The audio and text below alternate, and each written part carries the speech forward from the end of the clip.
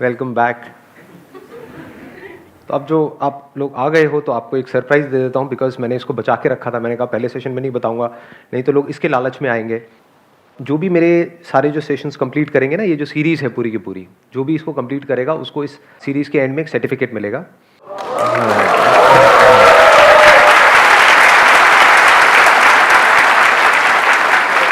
उस पर मेरे साइन होंगे और लिखा होगा सर्टिफिकेट ऑफ पार्टिसिपेशन। उसमें लिखा होगा इस सेशन का नाम जो आपने अटेंड किया है। तो आप अपने रिज्यूम में लगा सकते हैं, अपने बॉस को दिखा सकते हैं। And there is a strong possibility आपका बॉस मेरा फ़ैन होगा ही होगा, तो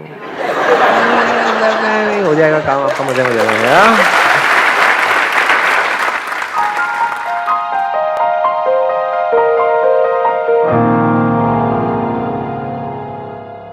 अगर हमको अपनी ओवर थिंकिंग को जड़ से ख़त्म करना है, इस प्रॉब्लम को सॉल्व करना है, तो हम क्या कर सकते हैं? सर एक तो जो लास्ट सेशन से जो सीखा वही फैमिली में सबके प्रॉब्लम होती है, पापा बोलते रहते हैं। तो घर जाके पहले तो मैंने मम्मी को ये बोला, मैंने कहा बदल सकती हो क्या? कह रही नहीं बदले तो जाएंगे। तो फिर छोड़ो, जो बोल रहे हो उनको बोलने दो, आप अपनी सोच पे कंट्रोल करो। ज़्यादा बोलो तो नीचे चली जाओ। तो आपके घर में मतलब ऊपर नीचे जाने की गुंजाइश है? सर है ऊपर बड़ा नीचे घर है, यहाँ पे बहुत सारे लोग ऐसे हैं जिनके पास में ये प्रिविलेज नहीं है, यानी एक ही फ्लोर पे रह रहे हैं। उनको आप क्या कहना चाहेंगे? उनके लिए क्या सजेशन है? वो कहाँ जाएं वो उनकी सर माँ? घर के बाहर थोड़ा टहला है कि अभी टहल के आ रही हूँ पापा, 2 मिनट रुको। तब वापस आती हूँ, पापा शांत हो जाते तब तक वो भूल ही जाते हैं। हैं, भूल जाते हैं। You want to share all these things on the camera, right? हाँ, हाँ कोई नहीं, ठीक है। मम्मी को बात- दिखाऊंगी, शायद पापा शायद थोड़े से। हाँ शायद पापा फिर ऐसा ना हो और गुस्सा आ जाए उनको। हाँ जब भी कुछ नेगेटिव होता है या कुछ नेगेटिव थिंकिंग चल रही होती दिमाग में, तो मतलब कुछ सेकंड बाद तो नहीं कहूँगी, कुछ मिनट बाद या आधे घंटे बाद कुछ मतलब किसी ने कुछ कह दिया तो उसका पॉजिटिव सोचती हूँ, मतलब कुछ ना कुछ अच्छा होगा। इस बात को यहीं खत्म कर, देखते हैं आगे क्या होगा। Please have a seat, let's give big hand for her. अब ये पॉजिटिव क्या है? हम ये बोलते हैं कि अपने थॉट्स को पॉजिटिव डायरेक्शन देना, नेगेटिव से बचाना। एक्चुअल में बताऊं पॉजिटिव क्या है? वो पॉजिटिव नहीं जिसको हम पॉजिटिव समझते हैं। एक्चुअल में पॉजिटिव है लाइटली लेना। That is real positive. ये कुछ भी आपके साथ में हुआ, लाइटली लो। उनका नेचर ऐसा है, लाइटली लो। किसी भी सिचुएशन को पॉजिटिव बोलना या नेगेटिव बोलना, यानी कि उस सिचुएशन को या उस पर्सन को जज करना। पॉजिटिव मतलब क्या? हमने जज कर दिया ना कि जो हुआ ये पॉजिटिव है, जज कर दिया, ठप्पा लगा दिया उसके ऊपर। ऐसी पर्सन को हमने बोला ये बड़ा पॉजिटिव पर्सन है, हमने क्या किया? ठप्पा लगा दिया। अब जैसी उस पॉजिटिव पर्सन की हमको नेगेटिव साइड नजर आएगी, हमारी वॉट नहीं लगेगी। Once you take things lightly, that is real positive. फिर क्या है? आप अननेसेसरी साइड्स नहीं लेते हो। नहीं तो आप दो लोगों में भी साइड लोगे, ये पॉजिटिव है ये नेगेटिव है, जज करने की जरूरत ही नहीं। अरे दोनों एक ही थाली के चट्टे बट्टे हैं। At the moment you behave like this, तो लड़ाई झगड़े होने बंद हो जाते हैं। मेरे हिसाब से जब भी हम जो भी हम सोचते हैं उसमें से मैक्सिमम वो होता है जो हमारे काम का ही नहीं होता। अपने आप को अगर हम थोड़ा सा इसमें अवेयर हो जाए कि अपनी ओवर थिंकिंग को हम रोक सकें और फिर सोचें कि क्या मेरे काम का है और क्या मेरे काम का नहीं है। Let's give big hand for him.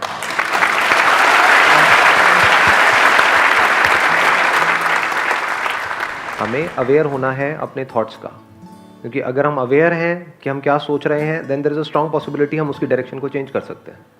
अगर हम अवेयर ही नहीं है तो फंस जाएंगे। तब there is no possibility of giving your thoughts a new direction. सब मानते हैं इस बात को? यस और नो? यस और नो? प्रैक्टिकली देखें कैसे।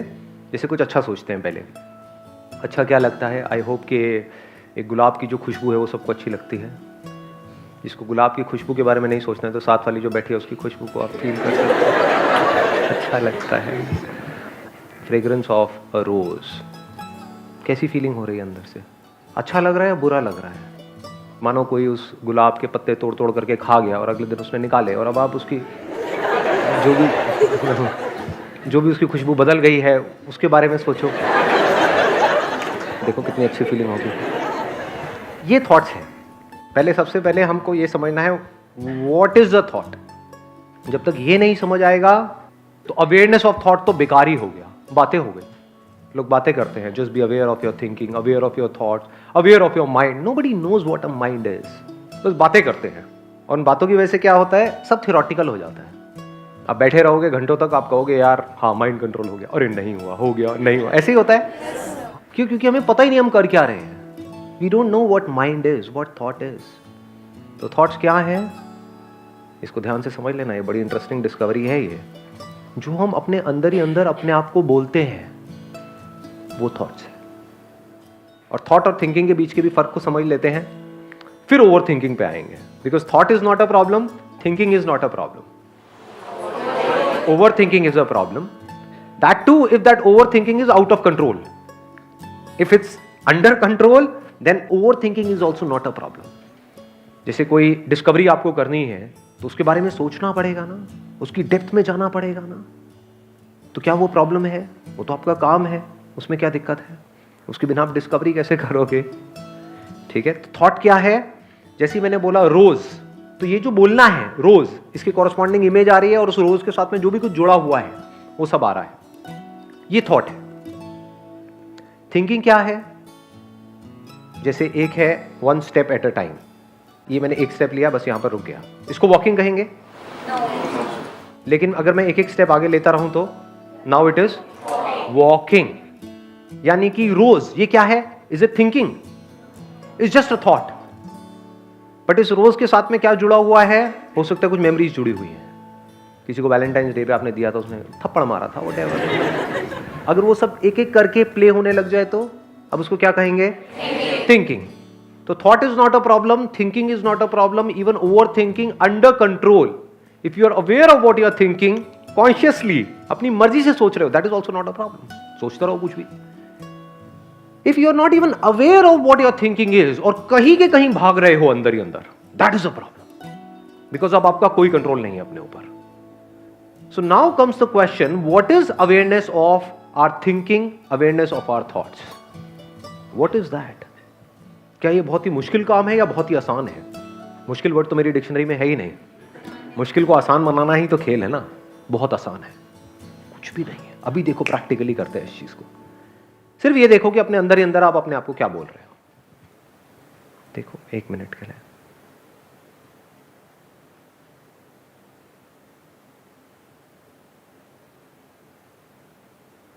आराम से, बी एब्सोल्युटली स्टिल। आंख बेशक खुली रखो या बंद रखनी है बंद रखो।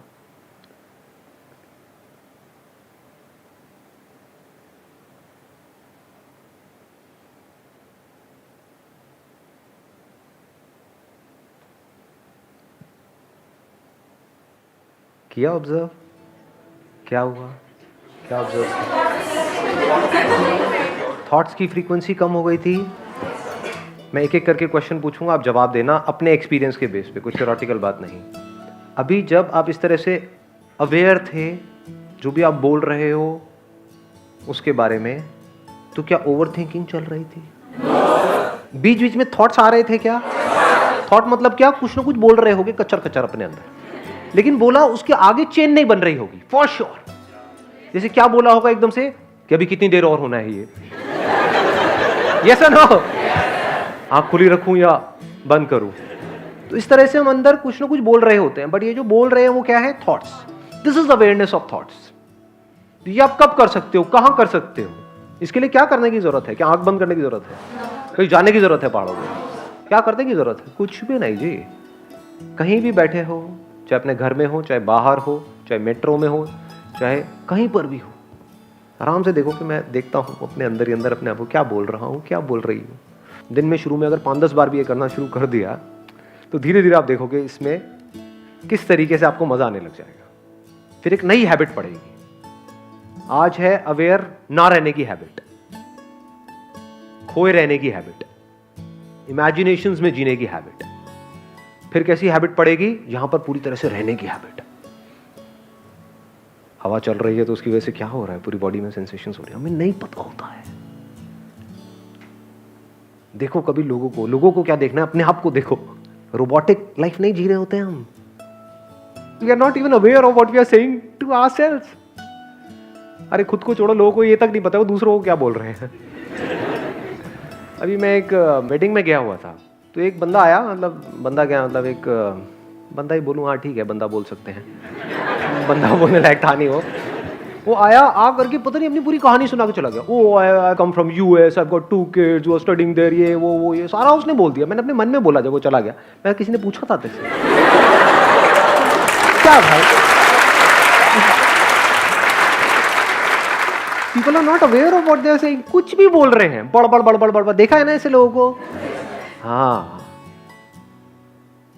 तो आप बाहर भी कम बोलो और अपने अंदर भी कम बोलो, उतना ही बोलो जितना जरूरी है, तो कमाल हो जाएगा। If you want to be alive in every single moment of your life, completely alive, just be aware of आप क्या बोल रहे हो। धीरे धीरे बोलना बहुत कम हो जाएगा। आप बोलिए। Sir, since you talked about being aware, according to me, what I do is I write. In order to be aware of what I've been overthinking about, I write poetry so that at least it just lets out. Or some people use music, or they can dance. So that's how you channelize it instead of escaping it, like going for a movie and not trying to find something out of it. Excellent. Let's get a big hand for her.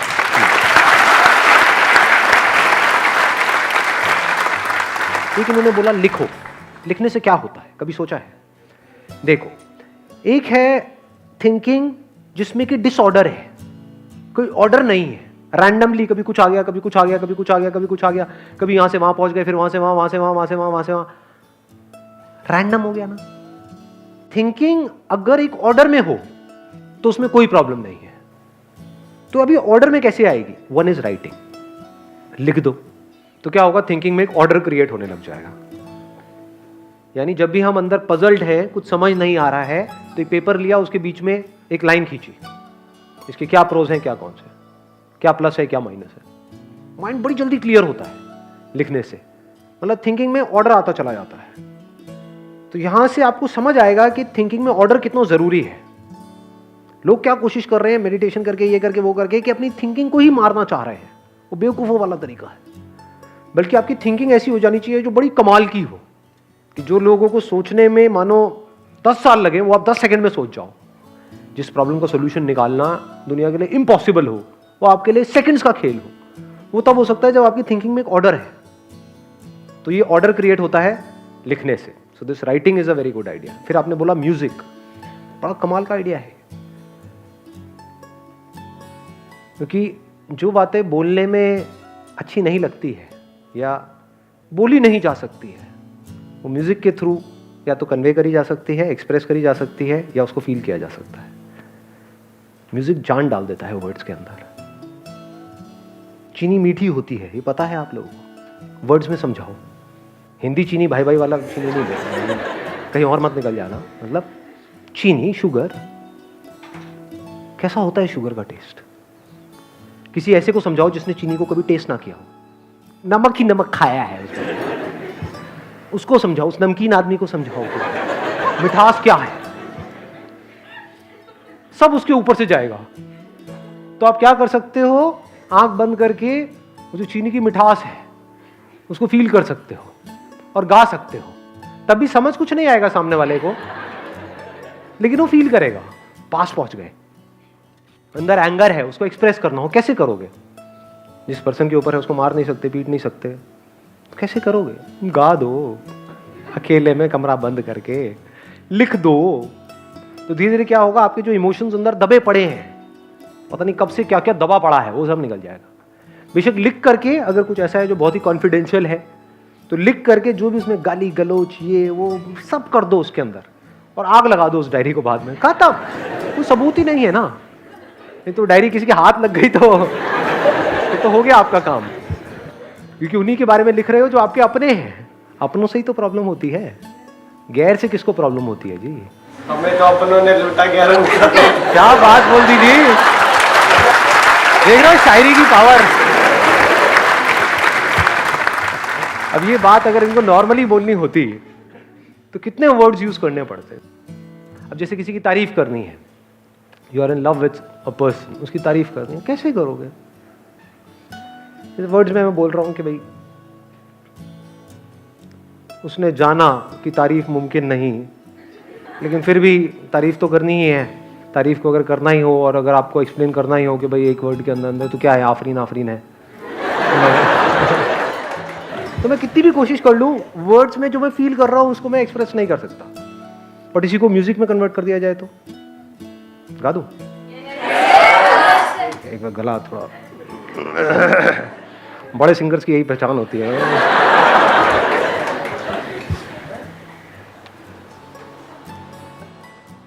उसने जाना कि तारीफ मुमकिन नहीं, आफरीन आफरीन आफरीन आफरीन, तू भी देखे अगर तो कहे हम नशी, आफरीन आफरीन आफरीन आफरीन, उसने जाना कि तारीफ मुमकिन नहीं।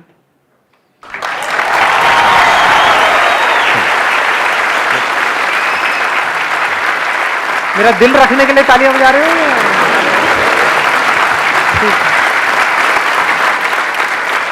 चलिए जी, wish you all the very best, see you on the coming Saturday.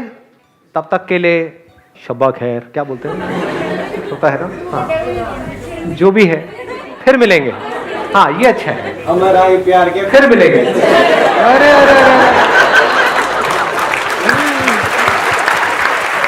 आना, एक मिनट आना, माइक देना जरा भाई साहब को, यहाँ आकर के बोलो तब कुछ मजा आएगा। हाँ, मेरी तरफ से ये बोल रहे हैं, कुछ उल्टा सीधा मत बोल देना, पिटवाओगे।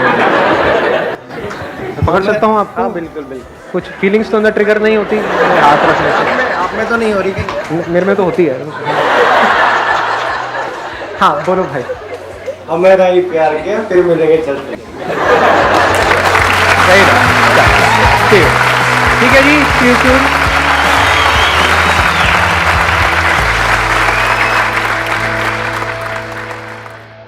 जब हम अपनी लिमिट्स को पुश करते हैं फिजिकली तो क्या होता है उसके बाद में?